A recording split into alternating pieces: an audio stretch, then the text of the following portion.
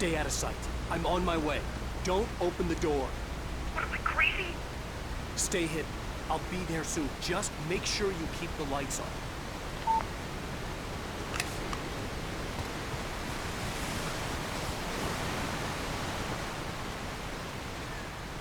I still had to reach Barry at the cabin, but at least I was out of the woods.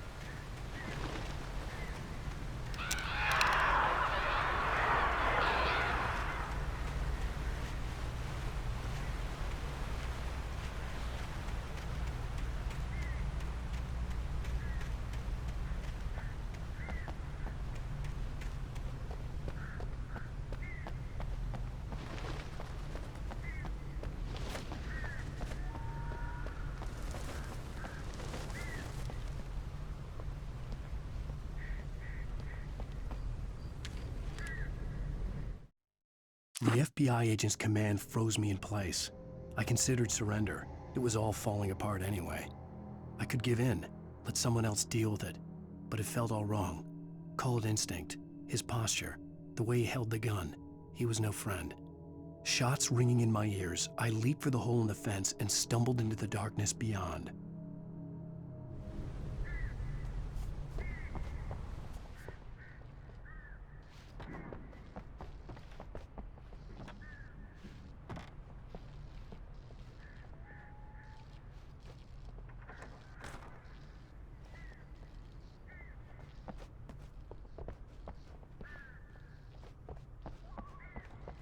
I had to find the key to the garage.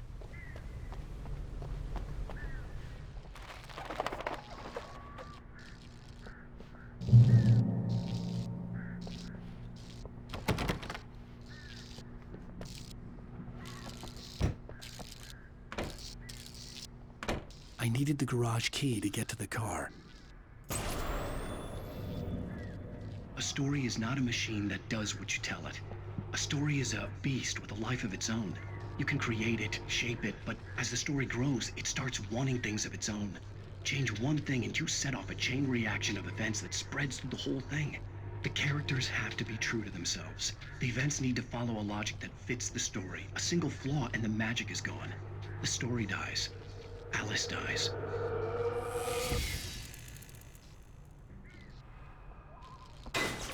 You can avoid nature and yourself.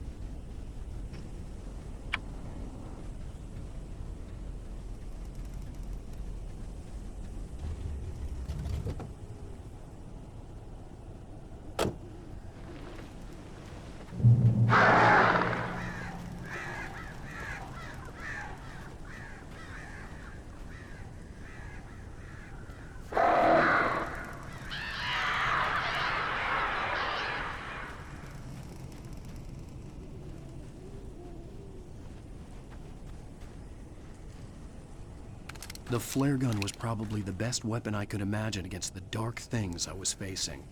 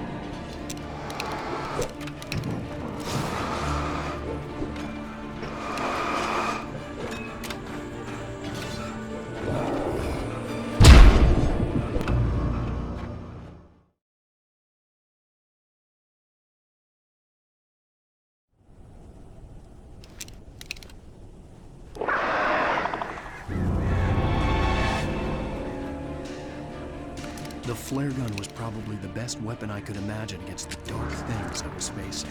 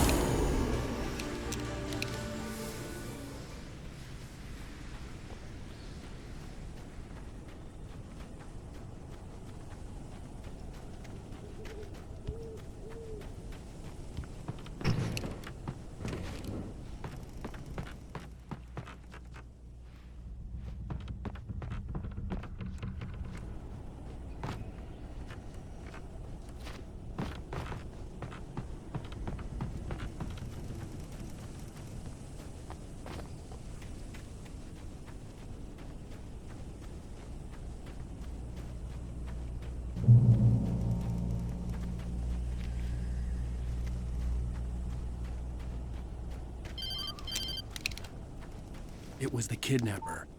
You son of a bitch! Where's my wife? Enough horseplay, Wake.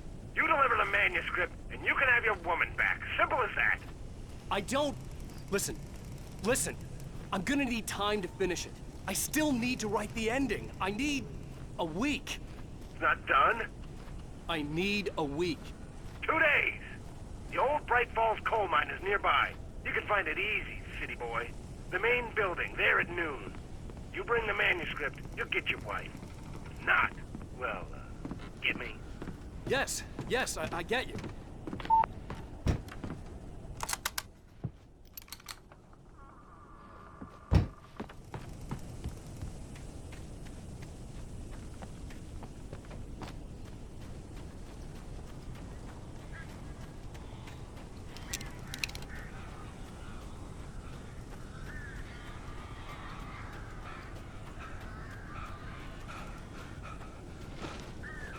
Barry had talked about birds over the phone.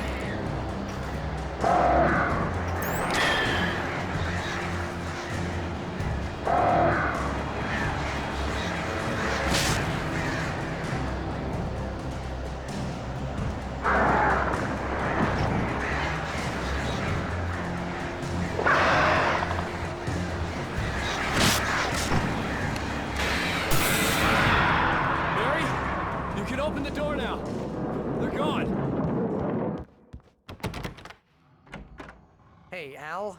I'm sorry for thinking you were having a psychotic episode, man. I sent Barry to the town to ask around about a man fitting the kidnapper's description. He'd go through the archives of the local paper. Perhaps he could learn something. Anything about the island and the cabin that had disappeared. The man wanted a manuscript. I had to try to write him one to get Alice back.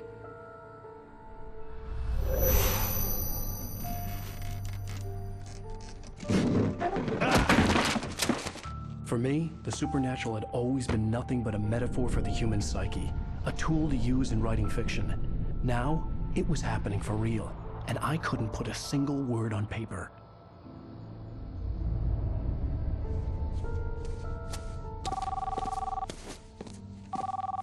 Barry Wheeler speaking. This is Rose. Rose? I found Mr. Wake's pages. Oh, you sweet, brilliant girl. Could you and Mr. Wake come get them? I live in the trailer park outside the town. We'll be there in less than an hour. I know. See you soon.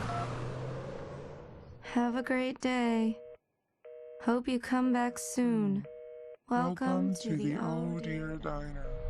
Good girl.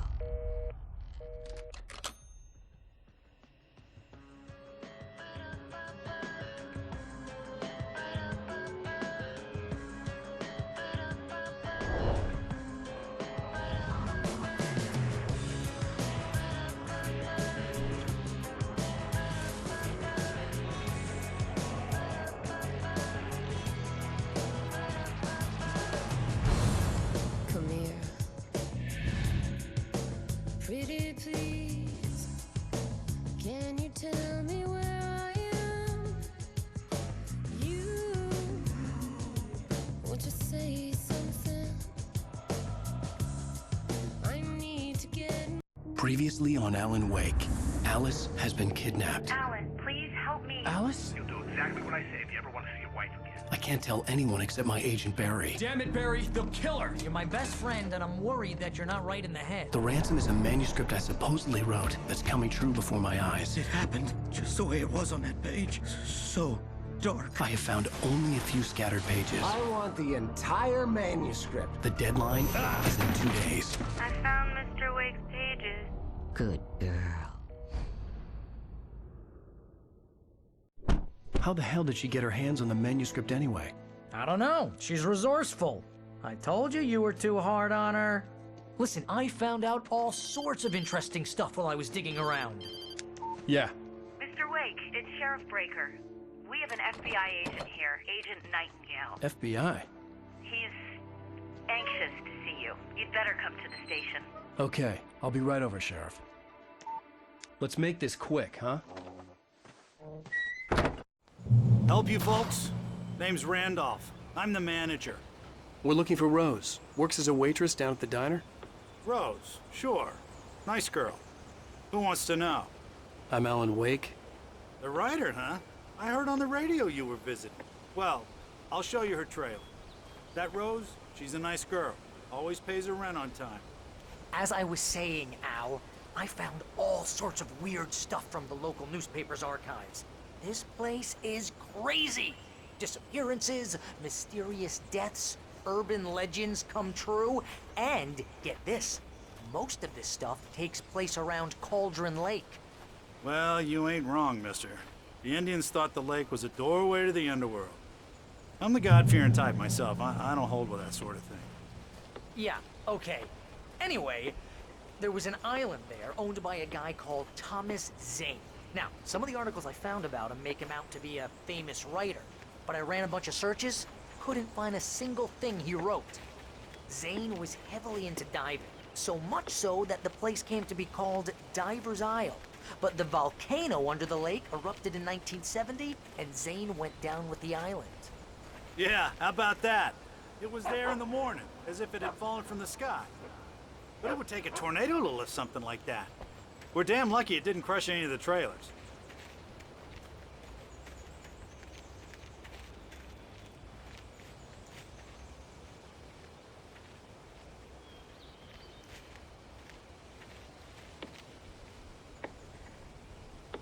It gets better.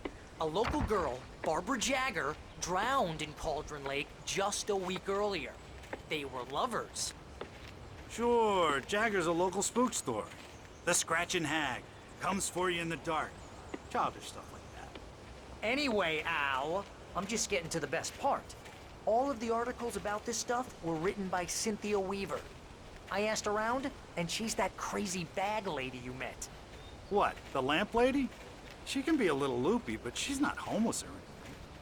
Yeah, anyway, she knew both Jagger and Zane before they both died, and she had some kind of a breakdown.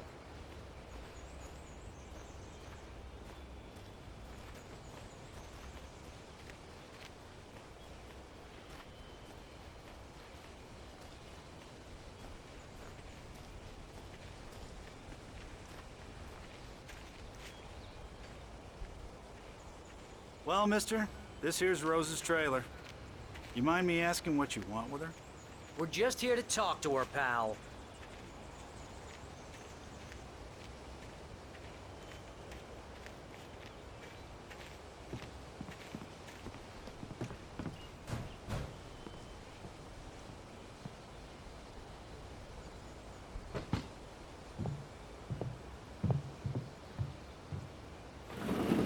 Welcome to... Oh dear, Mr. Wake. I'm so glad you're here. Rose, you have my manuscript? Oh. Oh yes. Yes. Please, come in. Hey, this is really good.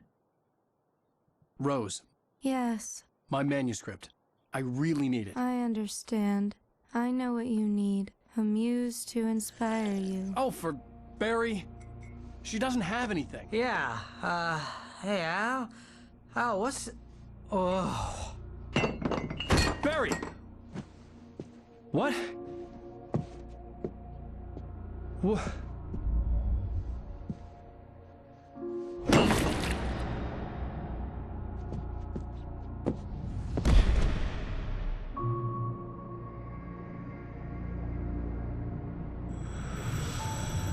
It's coming for you, hiding in my barber's skin. I'm too weak to stop it. You must turn the lights on. I promised I'd come visit you and your lovely wife. You must finish what you started. I insist. You must turn the lights on. Turn the light on. Back to work, boy.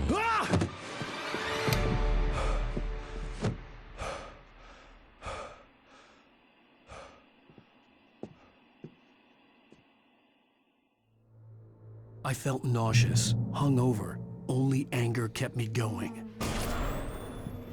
I can't tell reality from dream anymore, but it seems I have an imaginary editor to help me. She's an old woman in a funeral dress. I call her Barbara Jagger. She's very strict. I'm writing faster and faster. My manuscript is being heavily revised. The edits are getting very aggressive, and each day there's less of me and more of her. I hate it, but I know she's right. She promises me I can save Alice this way. She knows more of this than I do. About the complex incantation I'm attempting. About this place. She's worked with another writer under similar circumstances, Thomas Zane. The genre of the story seems to be shifting. It's turning into a horror story. I'm getting close. I can feel it.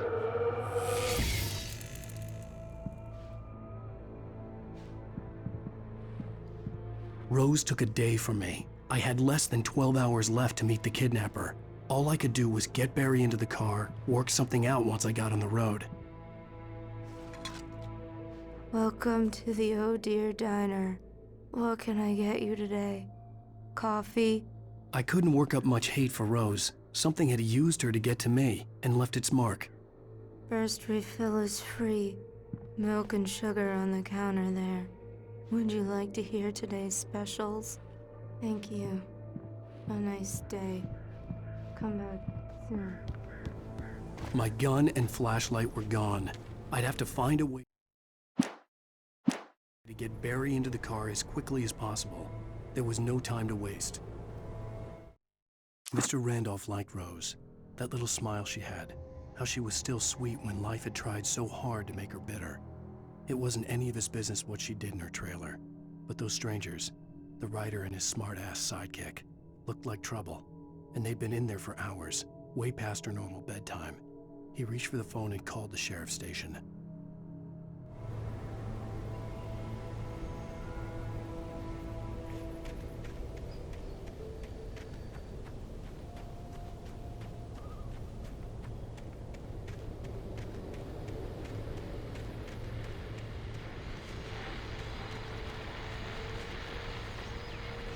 I just stepped outside to catch a breath of fresh air. Let me tell you, the weather's getting heavy. Nights like this make me especially glad I'm here talking to you and not home in bed. Once the weather takes a turn like this, I can't sleep at all. It's all tangled bed sheets and dark thoughts, punctuated by the occasional plunge into nightmare. Is it just me? Well, perhaps it is. But I hope I can make the night a little bit easier to get through. Caller, you're on KBF FM. Hey, Pat, it's Walt Snyder. What's on your mind, Walt? Well, I ain't the way you are, but, well, I can't sleep either, you know? I just been staring out the window here, trying to make sense of it all, but, I ain't been drinking either, you know? I just... Well, you sound like a man with a problem, Walt. I had argument with Danny, and, then I got in trouble with the law, and, I'm just, well... I heard something like that, Walt. Yeah, well, Danny's my best friend, and, they let me on bail today, and now I'm just alone here at the window, waiting. Man, and there's something in the air tonight, man.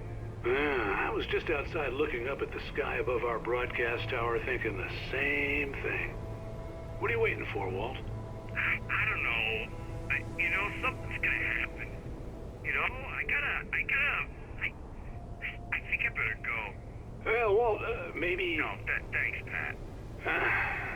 Well, good luck to you, Walt. Hang in there. Let's take a little break, folks. This weather's really something else, huh? How can I be sure?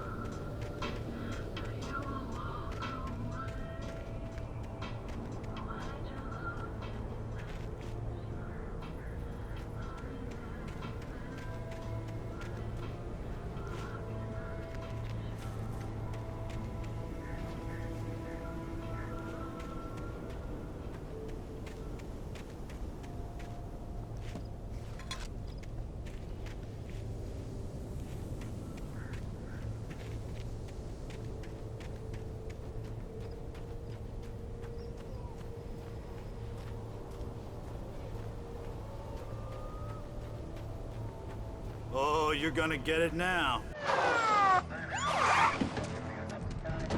God knows what you've done to that poor girl. This is Agent Nightingale, FBI! Get him up, Hemingway! You're under arrest! You move a muscle, I'll unload right in your goddamn face!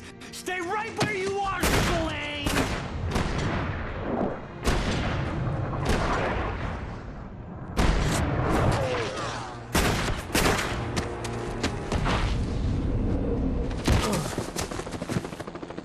What are? I'm standing right here, you goddamn maniac!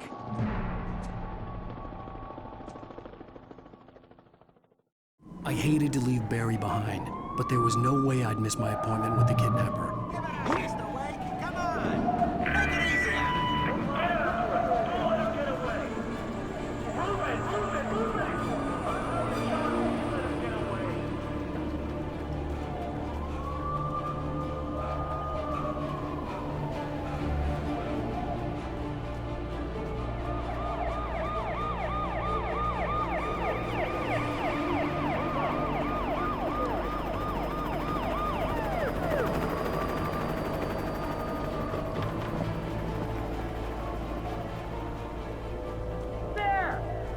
There he goes! Okay, man. Keep your eyes peeled. He's gonna try to make it through here. Oh,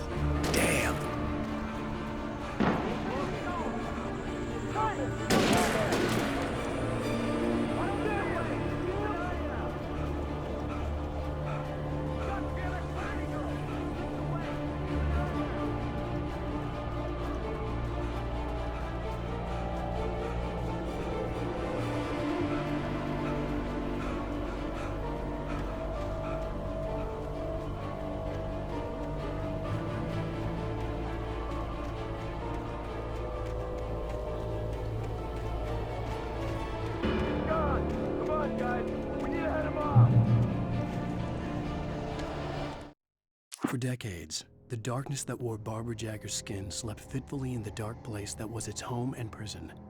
It was hungry and in pain. It dreamed of its nights of glory when the poet's writing had called it from the depths and given it a brief, terrible taste of power and freedom. The rock stars had stirred it from the deep sleep the poet had sunk it back to in the end. When it sensed the writer on the ferry, it opened its eyes.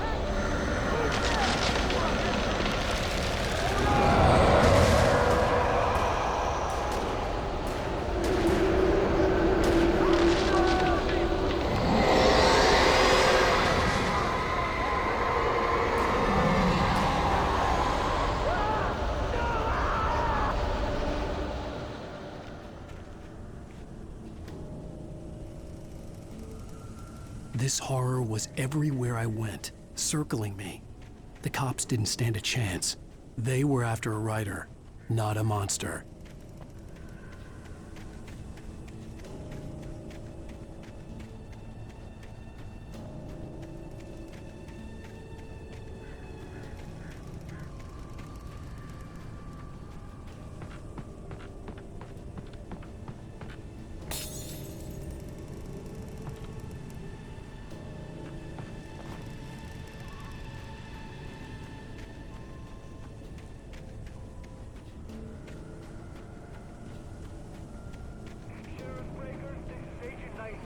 I've lost contact with Wilson men you assigned to me. It's Wake's doing.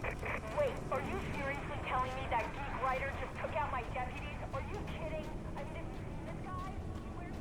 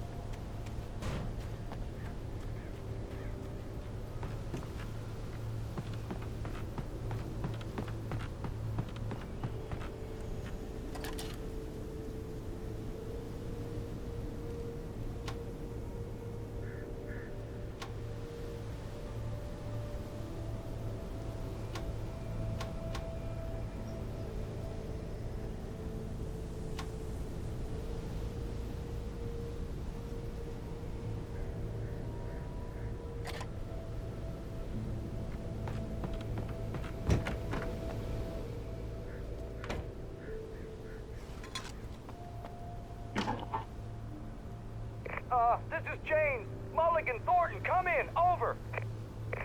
Thornton here. James, we got both Wheeler and Rose in custody. They didn't put up a fight or anything.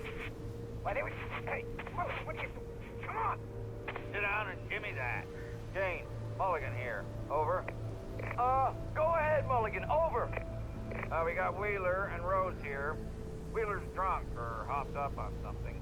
Speaking of which, that Fed had a pretty distinctive whiff of Otis Scotch about him, if you know what I mean. Over. I don't have anything on that, Deputy Mulligan. Over. Well, whatever. Anyway, Rose is just being plain weird here. You better get Doc in to take a look at both. Over. Gotcha. You better get them here quickly. The, Fed's gonna want to interview Wheeler. Over. Oh, yeah, I bet he does. Looks like they have a lot in common. Mulligan out.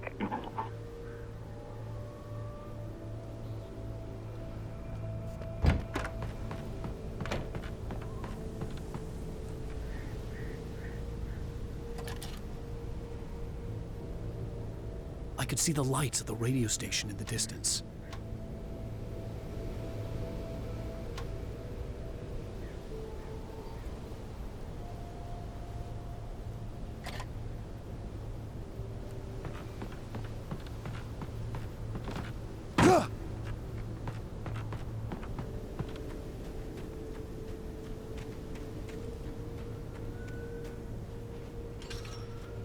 I imagined that the broadcast tower in the distance was part of the local radio station. Maine seemed like a decent guy. Perhaps he could give me directions to the coal mine.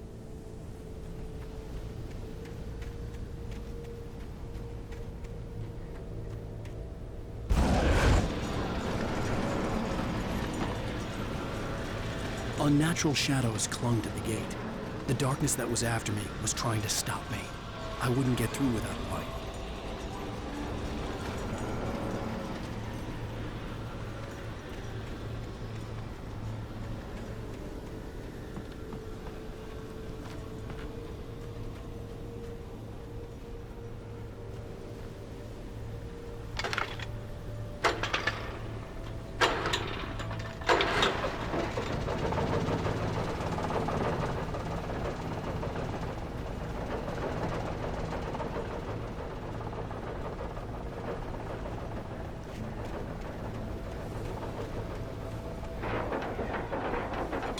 The old generator conked out. I'd have to see if I could fix it and try again.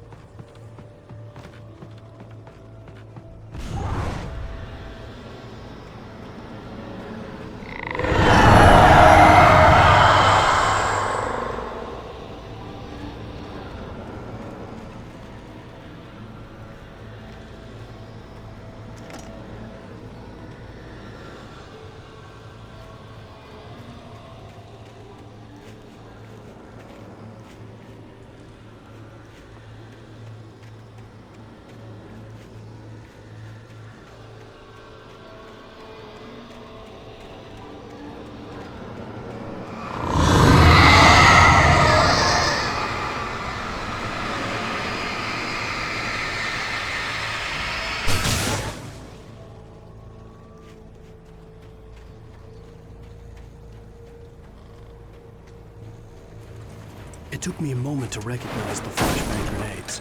They were an ideal weapon for my situation. Team 1, come in. Over.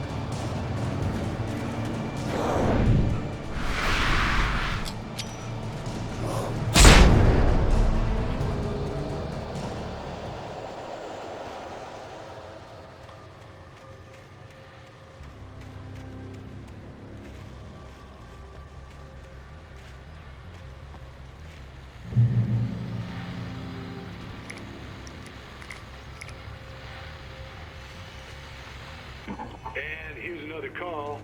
You're on KBFFM with Pat Maine. It's Milt Peabody, Pat. What's on your mind, Milt? Well, I live near the trailer park, Pat, and there's a big ruckus going on over there. Well, that's just up the road from me, too. What's going on, do you know? I don't know, but there's a bunch of police cars there, lots of sirens, a helicopter buzzing around, and I think I heard some gunshots. Gunshots? Yes, sir, like from a pistol. So can you find out what's going on? Because it's just next door and they're popping off guns there. They're still shooting? No, it was maybe 10, 15 minutes ago. It sounds serious, Pat. I'm telling you, it don't sound like no party. Well, I'm certainly going to give the station a call, Milt. Okay. You'll hear it here as soon as I hear from them. Okay, thanks.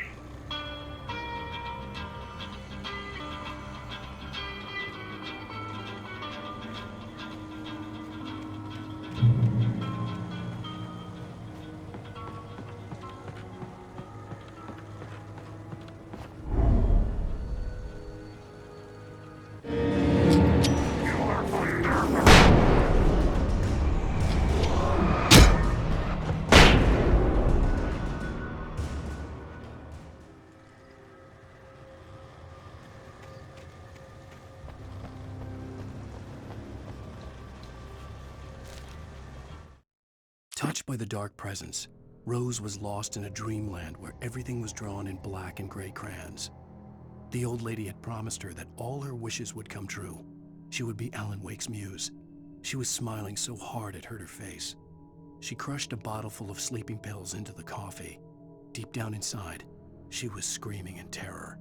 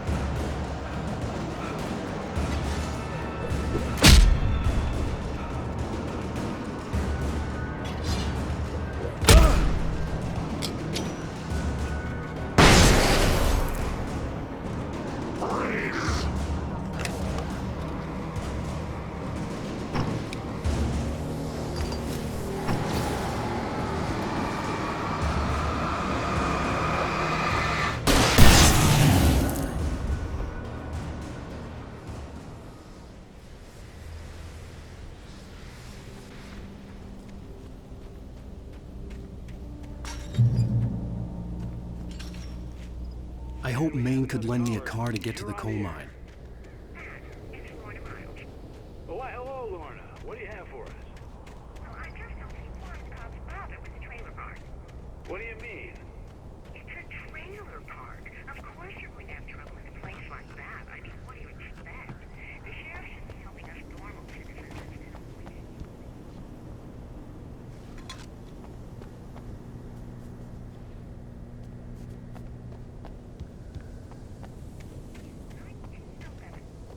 Well, thank you very much for that compassionate Lorna.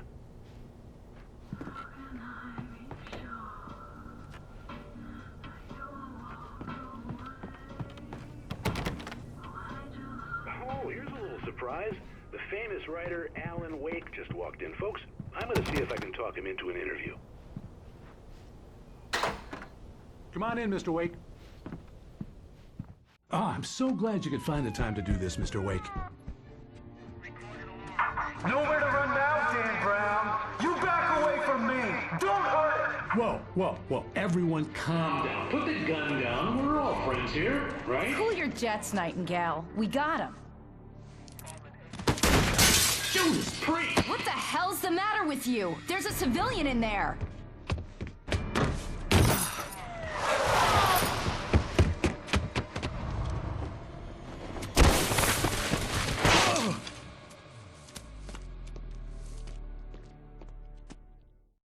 I'll get you yet, even if it kills me. You hear me? You hear me, H.P. Lovecraft? I had fallen off so many cliffs it was ridiculous. That's what you get for naming a book The Sudden Stop. It was probably good I hadn't had the chance to tell Maine where I was going. I'd have to lose the cops and find my own way to the mine. Nightingale stared through the broken studio window into the dark woods. He turned around, started to walk out, but Maine grabbed his arm. "Young man, you almost shot me. You don't shoot off rounds at people like that. What's the matter with you?" Nightingale shook his arm free, marched out. His cheeks burned with rage and humiliation.